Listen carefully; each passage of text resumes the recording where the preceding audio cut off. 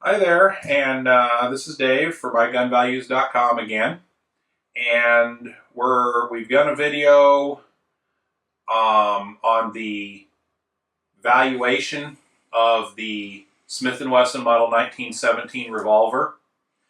Now I'm going to tell you a little bit about the history, and quite honestly, this is going to depend on one of my partners. There are three of us who are partners in this venture, who is in charge of the video editing and posting.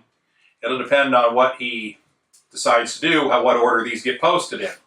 So this is a model 1917 revolver. Kind of an interesting history because it was made to fill a need that, you know, it's kind of unique in military history. When the United States entered World War I in 1917, we were woefully short of arms of all types.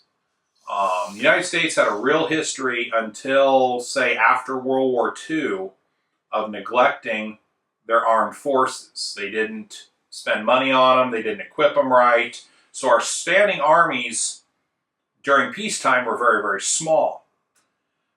So when we joined the war in 1917 in Europe, our firearm was one of these. Now, this is not an original Army 1911, but this is a 1911 pistol. It's made like an old GI pistol of that time frame would have been.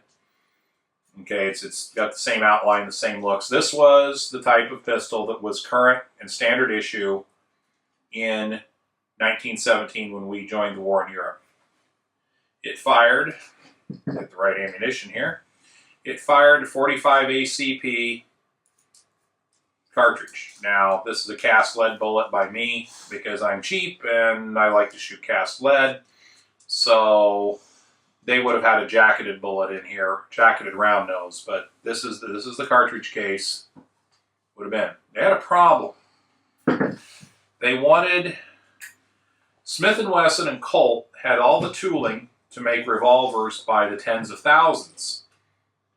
And to make the tooling to make 1911s would have taken longer than we had.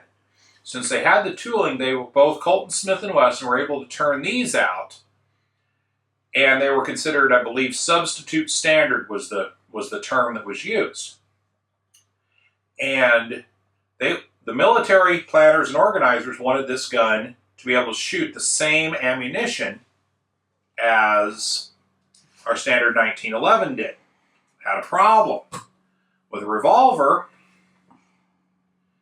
you could cut the hole in the cylinder in such a way that the casing would go in, you could close the cylinder, you could chamber it up, you could fire it, and it would work.